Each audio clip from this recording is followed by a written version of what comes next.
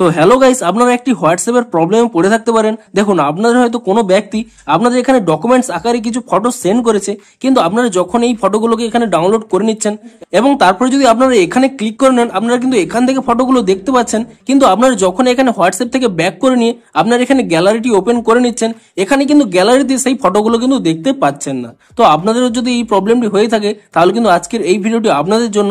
তো তার আগে অবশ্যই ভিডিওটিকে একটি লাইক করে দিন এবং এই চ্যানেলে যদি আজই নতুন এসে দেখেন, এখনই চ্যানেলটিকে সাবস্ক্রাইব করে রাখুন এরকম নতুন নতুন ভিডিও দেখার জন্য। তো দেখুন, আপনাদের যদি কোনো স্পেসিফিক চ্যাটের ক্ষেত্রে এই প্রবলেমটি হয়, তাহলে কি করবেন, আপনারা সেই চ্যাটটিকে এখানে ওপেন করে নেবেন এবং সেই চ্যাটটি ওপেন করে নিয়ে তারপর এখানে তার নামের উপর এখানে ট্যাপ করে নেবেন এবং তারপর এখানে নিচের দিকে স্ক্রল করে নেবেন এবং তাহলে কিন্তু এখানে একটি অপশন পেয়ে যাবেন মিডিয়া ভিজিবিলিটি বলে। আপনি সেই অপশনে ক্লিক করে নেবেন, দেখবেন এখানে কিন্তু নো করা রয়েছে। আপনি কি করবেন, এখানে ইয়েস অপশনে ক্লিক করে নিয়ে এখানে কিন্তু ওকেতে ক্লিক করে দেবেন এবং তাহলে দেখবেন আপনাদের কিন্তু প্রবলেমটি সলভ হয়ে গেছে।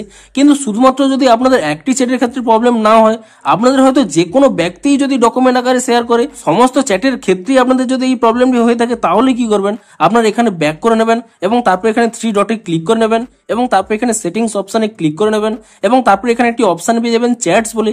আপনি সেই চ্যাটস অপশনে ক্লিক করে নেবেন এবং তাহলেই কিন্তু এখানে একটি অপশন পেয়ে যাবেন মিডিয়া ভিজিবিলিটি বলে। আপনাদের দেখবেন এখানে হয়তো এই অপশনটি অফ রয়েছে, আপনারা কি করবেন, এই অপশনটি কিন্তু এখানে অন করে নেবেন এবং তারপরে কিন্তু আপনারা এখান থেকে ব্যাক করে নেবেন এবং পুনরায় সেই চ্যাটটি এখানে ওপেন করে নেবেন এবং তারপরে দেখুন সেই ডকুমেন্ট ফাইলগুলো আপনি এখানে ডাউনলোড করে নেবেন। দেখুন এখানে কিন্তু এই ফটোগুলো রয়েছে, কিন্তু আপনাদের কিন্তু এই প্রবলেমটি এখন সলভ হয়ে গেছে। দেখুন আমি এখানে ব্যাক করে নিচ্ছি এবং পুনরায় এখানে গ্যালারিটি ওপেন করে নিচ্ছি এবং তাহলেই দেখুন এখানে কিন্তু আপনারা দেখতে পাচ্ছেন সেই দুটি ফটো আমি যেটি ডাউনলোড করে নিয়েছিলাম, সেই দুটি ফটো কিন্তু এখানে গ্যালারিতে চলে এসেছে। তো এবারে বলি, দেখুন আপনারা কিন্তু নতুন যে কোনো ফটো কেউ যদি পাঠায়, তা কিন্তু গ্যালারিতে চলে যাবে, আর কোনো প্রবলেম হবে না। কিন্তু আপনাদের এই সেটিংটি অন করে নেওয়ার আগে যে ফটোগুলো এখানে সেন্ড করেছিল, তা কিন্তু এখন গ্যালারিতে দেখতে পাবেন না। তার জন্য আপনারা কি করবেন, আপনারা এখান থেকে ব্যাক করে নেবেন এবং আপনাদের মোবাইল থাকা ফাইল ম্যানেজারটি এখানে ওপেন করে নেবেন এবং তারপর এখানে আপনাদের ফাইল ম্যানেজারে ক্লিক করে নেবেন এবং তারপর এখানে একটি সার্চ অপশন পেয়ে যাবেন।